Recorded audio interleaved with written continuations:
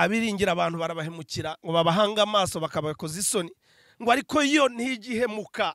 Iyo mana yacu uwo twiringiye iyo twizeye ntabwo igihemuka. Niyo bavuze ngo natwe ntitureba kubiboneka bantu b'Imana. Abatizera badafite Kristo iteka ryose bafesinga bareba ibiboneka kandi twabonye ko ari bigiye gito. Aha ni ijambo ry'Imana avuga ngo twebwe abizera Imana bakunda Imana bakorera Imana basenga Imana ntitureba kubiboneka. Kubabazwa kwabo bizera, kubabazwa kwabo bamenye Imana, kubabazwa kwabo bakunda Imana, kubabazwa kw'abana b'Imana, kubabazwa kw'abamaze kwakira Yesu Kristo ngo nubwo kwiyongera, kubabazwa kw'igihwayihwayi ngo kwa kanya ka none, ibigeragezo, ibibazo, intambara by'igihe gitoya nubwo byiyongeranye ariko mu kwizera ngo bituremera ubwiza bw'iteka ryose. Haleluya. Ndavuga ngo mu kwizera ntidukwiye kureba kuri bya bindi byako kanya bya mubiri utubabaza, wa muntu w'inyuma w'agahinda w'ibyago w'ibibazo, ariko uwo muntu w'imbere ngo nubwo kubabara yarabiberetse arabwira ngo bizabaho. Nshuti zanjye aho urira bizi birashobora kuba binyuzemo cyangwa uzabinyuramo, sinje kubwira ngo birarangiye, ariko ngo uko kubabazwa kwacu kw'igihwayihwayi kwa kanya ka none ngo biriyongeranye, ariko byange byiyongeranye ngo bituremera ubwiza bw'iteka ryose. Haleluya.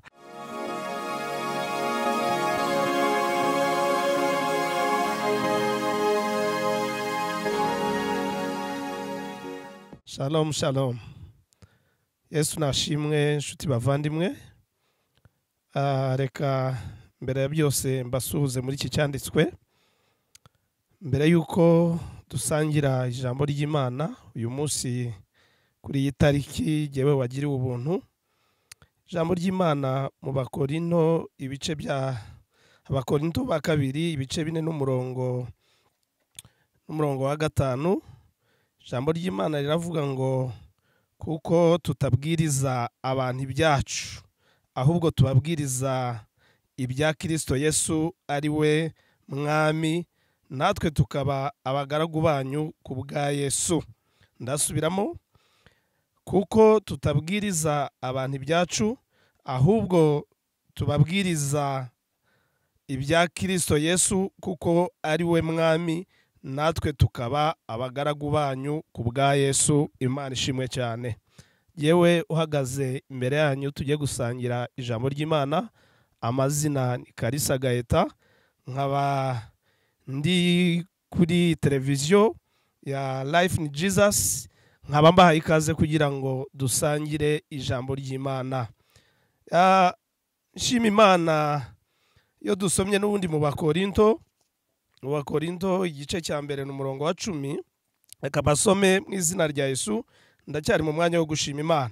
Avuga ngo ni Imana yaturokoye urupfu rukomeye rutyo, nanone iracyaturokora kandi twiringira yuko izakomeza kuruturokora. Imana ishimwe cyane. Ndavuga ngo Imana yawe, Imana yanjye, Imana yacu ni Imana yaturokoye urupfu rukomeye gutyo. Reka dushima Imana bene data. Data mu izina ry'umwami wacu Yesu Kristo, Imana igira neza, Imana y'amahoro, Imana y'imbabazi, Imana y'urukundo, Imana ikunda abayo. Imana niyo mpagaze imbere nyishima, kandi nyishima mu izina ry'abayishima n'abatayishima. Ndavuga ngo ni Imana yo gushimwa iteka. Ijambo ry'Imana rirambwira ngo amavi yose azapfukame, indimi zature ko ari umwami w'abami. Nanjye ndashimiye Imana, nshishije bugufi umutima wanjye. Mwami ndagushima kubw'ibyo wakoze aba mu ruhande rwanjye, ibyo wakoze mu itorero, ibyo urimo ukora mu gihugu cyacu cy'u Rwanda, n'ibyo ukora abanyarwanda, ibyo ukorera isi yose mwami w'abami. Ndabigushimiye iki gitondo. Yewe n'abanteze amatwi, abankurikiye, abo mwami witeguye umugisha, ndavuga ngo bagirire neza. Amaso wemeza barebe, amatwi yumva bumve, kandi reka ikiganza cyawe gikiza kibabeho. Reka dusangire ijambo kandi nimuhabwe umugisha mu izina rya Yesu Kristo.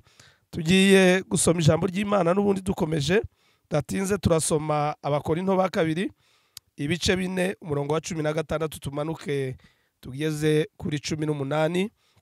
Abakorinto ba kabiri ibice 4 umurongo wa 16 tugeze kuri 18. Turasoma ijambo ry'Imana mu izina rya Yesu hamwe n'abankurikiye mwese, kandi muhabwe umugisha. Umurongo wa 16 hari amagambo avuga ngo nicyo gituma tudacogora, kandi nubwo umuntu wacu w'inyuma asaza, umuntu wacu w'imbere ahora ahinduka mushya uko bukeye. Ndasubiramo, nicyo gituma tudacogora, kandi nubwo umuntu wacu w'inyuma asaza, umuntu wacu w'imbere ahora ahinduka mushya uko bukeye. Imana ishimwe cyane. Ndavugana neza amatwi abankurikiranya kuri televiziyo, ndavuga ku ijambo ry'Imana. Uyu mugaragu w'Imana Pawulo ariho abwira ubwoko bw'Imana, Abakorinto, abari bamaze kwakira Yesu Kristo umwami n'umukiza, abamaze kwakira ijambo ry'Imana, abamaze kwizera, abamaze kuba abana b'Imana. Twabonye ko ijambo ry'Imana tubwira ngo tuba abana b'Imana kubwo kwizera, kuko ngo abamwemeye bose yabahaye ubushobozi bwo kwitwa abana b'Imana. Ijambo ry'Imana yegereye aba bantu bamaze kwizera, bamaze kumenya, bamaze kwakira agakiza, bamaze kwakira ijambo ry'Imana, bazize kumenya Yesu. Arangije arababwira ngo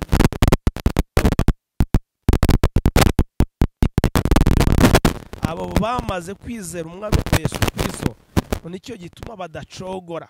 Nubwo umuntu ngo w'inyuma asaza, ariko uw'imbere ahinduka mushya. Bene data, nshuti bavandimwe, ndavuga ngo umuntu wese ahita igitekerezo, arebe mu myaka afite, sinzi imyaka ufite, ariko uko bigenda uko umunsi uvaho urarwara. Uyu mubiri w'inyuma, uyu w'inyuma urananirwa, uyu w'inyuma wakena, uyu w'inyuma waba umushomeri, umubiri w'inyuma wagira ibibazo, uyu mubiri w'inyuma wahura n'intambara, uyu w'inyuma wafungwa, uyu wahura n'ibyago, wapfusha, watandukana, washaka umugore mugatandukana, wahura n'intambara zitandukanye mu kazi. Ariko arababwira ngo nubwo, haleluya, haleluya bene data, ijambo ry'Imana avuga ngo no wundi uzabora uko ugenda usatira, uko ugenda unanuka, uko ugenda ubyibuha, uko ugenda usa nabi, imbere agenda yinuka umujene. Pawulo abivuga neza, yarahumurizaga, arabwira ngo intambara, hamwe n'intambara tunyuramo, hamwe n'ibibazo tunyuramo, hamwe n'ibigeragezo, kuko birahari tuzahura nabyo, ariko arababwira ngo uyu w'inyuma arababara, arababazwa, arasaza, arakena, ariko imbere ngo ahinduka mushya. Haleluya. Ndavuga ngo kubizeye Kristo ntabwo dukwiye gusenga,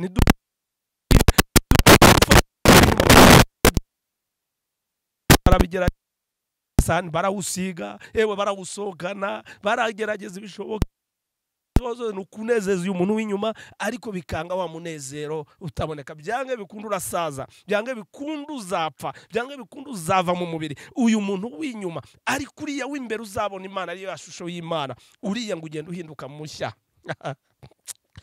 Inshuti zanjye, ndavuga ngo wese nimba uw'inyuma usaza ibyo wawukorera byose, ariko uw'imbere ugahinduka mushya, ni uwuhe ukwiye kwitaho? Jewe numva uw'imbere, iyo shusho y'Imana itagaragara, niwo mubiri, niwo dukwiye kwitaho, dukwiye kunezeza. Iyo tumanutse ku murongo wa 17 haravuga ngo kuko kubabazwa kwacu babandi bizera, ngo kw'igihwayihwayi kwa kanya ka none kwiyongeranya kuturemera ubwiza bw'iteka ryose bukomeye. Kubabazwa kwabo bizera, kubabazwa kwabo bamenye Imana, kubabazwa kwabo bakunda Imana, kubabazwa kw'abana b'Imana, kubabazwa kw'abamaze kwakira Yesu Kristo, ngo nubwo kwiyongera, kubabazwa kw'igihwayihwayi, ngo kwa kanya ka none, ibigeragezo, ibibazo, intambara by'igihe gitoya, nubwo byiyongeranya, ariko mu kwizera ngo bituremera ubwiza bw'iteka ryose. Haleluya. Ndavuga ngo mu kwizera ntidukwiye kureba kuri bya bindi by'ako kanya, bya mubiri utubabaza, wa muntu w'inyuma w'agahinda, w'ibyago, w'ibibazo, ariko uwo muntu w'imbere ngo nubwo kubabara yarabiberetse, arabwira ngo bizabaho. Nshuti zanjye, aho uri urabizi, birashobora kuba binyuzemo cyangwa uzabinyuramo, sinje kubwira ngo birarangiye, ariko ngo uko kubabazwa kwacu kw'igihwayihwayi kwa kanya ka none ngo biriyongeranye, ariko byange byiyongeranye ngo bituremera ubwiza bw'iteka ryose. Haleluya.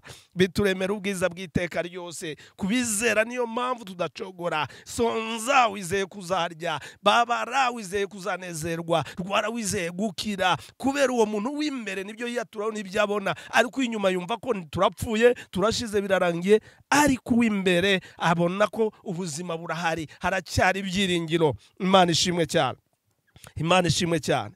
Ku murongo wa 18 ariho nza gusoreza, haravuga ngo natwe ntitureba kubiboneka twebwe abize. haleluya. ndagira mwumvire ijambo ahanga muhatega amatwi munkurikire nshuti bavandimwe bene data abana b'Imana. haravuga ngo natwe abo bizeye natwe ntitureba kubiboneka ahubwo tureba kubitaboneka, kuko ibiboneka ari iby'igihe gito naho ibitaboneka bikabite iby'iteka ryose. ndasubiramo, natwe ntitureba kubiboneka ahubwo tureba kubitaboneka, kuko ibiboneka ari iby'igihe gito naho ibitaboneka bikaba iby'iteka ryose. umuririmbyi ngo yuzure umwuka niwe waririmbye ngo abiringira abantu barabahemukira, ngo babahanga amaso bakabakoza isoni, ngo ariko iyo ntigihemuka. iyo Mana yacu uwo twiringiye, iyo twizeye ntabwo igihemuka. niyo bavuze ngo natwe ntitureba kubiboneka. bantu b'Imana, abatizera badafite Kristo iteka ryose bafesinga bareba ibiboneka, kandi twabonye ko ari igihe gito. aha ni ijambo ry'Imana avuga ngo twebwe abizera Imana, bakunda Imana, bakorera Imana, basenga Imana ntitureba kubiboneka. ibiboneka ngo ni iby'igihe gito, ariko ibitaboneka ni iby'iteka ryose. Yesu nashimwe cyane. natwe ntitureba kubiboneka ahubwo tureba kubitaboneka, kuko ibiboneka ari iby'igihe gito naho ibitaboneka bikaba iby'iteka ryose. ndagushishikariza mwene data, reka nshuti muvandimwe wunkurikiye aka kanya kuri iyi televiziyo, ndavuga ngo reka guhanga amaso ibiboneka. twabonye ko uyu muntu w'inyuma uyu mubiri arasaza, twabonye ko uyu mubiri uhura n'intambara n'ibibazo n'ibigeragezo. abantu bafunguye amaso, bakanuye amaso yo kureba ibigaragara. abantu bariho bariruka cyane kubibi bigaragara, kandi ijambo ry'Imana ravuze ngo ni iby'igihe gito, ariko ngo ibitaboneka mu kwizera ni iby'iteka ryose. ruvuga ngo harimo ibigaragara, harimo iby'iteka ryose. ubuzima bwacu burahari kugeza igihe cyose. Yesu nashimwe cyane. hari imvugo yateye muri iki gihe bare nsoza n'abana bakunda kuvuga ngo y'iki gihe ngo nta myaka 100, ariko kubizera Imana tuzabaho iteka ryose. Bwana sifuye sana. ndavuga ngo uyu muntu w'inyuma nubwo asaza, uyu muntu w'inyuma nubwo azapfa, uyu mubiri w'inyuma twambaye azasaza apfe. Bibiliya irabyerura bivuga ngo nitaka ryavuye mu itaka rizasubira mu yindi taka, ariko umuntu w'imbere ari wo mwuka, nuvuga ngo uzasubira kuri nyirawo, ni bwa bugingo. abizera Imana dufite tuzabaho iteka ryose. biri ijambo ry'Imana kavuga ngo abizera ntabundi ntabwo bapfa, barasinzira. iyo umuntu yasinziriye bisobanuye ko akanguka, niko ijambo ry'Imana rivuga. ariko abatizera barapfa, bararimbuka. ariko ijambo ry'Imana rigahumuriza abizera ko ubuzima bazabaho iteka. Imana ishimwe cyane. ntavuze ngo abo bizera ntibakwiye guhanga amaso ibigaragara, ntibakwiye kumaranira ibigaragara, ntibakwiye kwiruka kubirangira ibishira, ntibakwiye, kuko Bibiliya yararaje irabyerura iravuga ngo iyo dushatse ubwami bw'Imana no gukiranuka ibindi byose biza ari inyongera. mureke dusingire uwaduhamagaye, mureke twizere umwami wacu Yesu Kristo, hanyuma bya bindi byose bize bitwirukaho kugira ngo twebwe tubyirukeho, kuko ni inyongera, ni inyongezo. iyo twamaze gusingira nyirabyo, iyo wamaze gufata nyirabyo, ibisigaye ugira gute? urabyongererwa. ntidukwiye kureba kubigaragara. Yesu nashimwe cyane. ngo tuba ari byo twizereramo, tuba ari byo turambirizaho. Baravuze ngo uriya murimbyi yaravuze ngo wiringira abantu arabahemukira. uwiringiye abantu baramuhemukiye, ndetse ngo yabahanze amaso bamukoze isoni. ariko Imana yacu ngo ntigihemuka, ntikoze isoni. ntidukwiye guhanga amaso ibigaragara, dukwiye guhanga amaso ibitagaragara. kubigaragara ngo ni iby'igihe gito. wakira ejo ugakena, waba uri muzima ejo ukarwara, waba ufite umuryango ejo umuryango ababyeyi bakakuvaho bagapfa, waba ufite abavandimwe ejo mugatandukana. niyo mpamvu tudakwiye guhanga amaso ibigaragara cyangwa se gufata ibigaragara, dukwiye guhanga amaso ibitagaragara, ariko kwizera tugasingira umwami wacu Yesu Kristo, tukaba ku mwami wacu Yesu Kristo, hanyuma bya bindi by'inyongera akabitwongerera. bantu nshuti z'Imana, bavandimwe bene data, abumvise ijambo ry'Imana, ijambo ry'Imana ni ukuri kandi ni rizima. ndavuga ngo ntabwo ijambo ry'Imana rimanukira ubusa. ijambo ry'Imana ntabwo riza gutyo. aho natangiriye mu Bakorinto Abakorinto ba kabiri igice cya mbere n'umurongo wa 10, ijambo ry'Imana ryavuze haleluya, ibice 4 n'umurongo wa 5, niho ijambo ry'Imana ryavuze ngo kuko tutabwiriza abantu ibyacu, ahubwo tubabwiriza ibya Kristo Yesu, kuko ari we mwami, natwe tukaba abagaragu banyu. Ndababwira inshuti z'Imana, ntabwo ndiho mvuga ibyanjye, mfite amateka yanjye jewe ku bwanjye, mfite amateka y'umuryango, mfite ibyo nari kubabwira byinshi, ariko uyu munsi ntabwo ari byo nabazaniye, ntabwo ndiho mbwiriza ibyanjye, ndavuga iby'umwami wacu Yesu. Mureke twizere Imana, ni Imana yo kwizerwa, ni Imana ijambo ryayo rirambwiye ngo ibyo yibwira kukugirira nta kibi kibirimo, ni byiza kugira ngo ibare mu mutima w'ibyo muzabona hanyuma. Imigambi yayo ni myiza ku buzima bwanyu, ngo ni Imana ibumbura igipfunsi ikaza kwifuza ko bari mu isi. Inshuti z'Imana rero, saje mbasabira umugisha kubakurikiranye ijambo ry'Imana. Ndavuga ngo nimwakire ijambo ry'Imana murikunze, kandi Imana ibaha umugisha utagabanije. Ngiye gusenga saba umugisha w'Imana kubankurikiye cyangwa se abazakurikirana ubutumwa bwiza, abakunda kudukurikira kuri iyi televiziyo, nukuri bakurikiranye ubutumwa bwiza, nibahabwe umugisha kandi bumve ko umuhate wabo atari ubusa ku mwami wacu, ku Mana yacu. Reka dufatanye muri iri sengesho aho uri hose, abankurikiye, abanteze amatwi, reka dufatanye mu buryo bwo kwizera muri iri sengesho, hanyuma Imana yo mu ijuru yumva gusenga igusanga ikugirire neza, iguha umugisha. Ndavuga wa mugisha udakurikirwa n'agahinda n'umubabaro.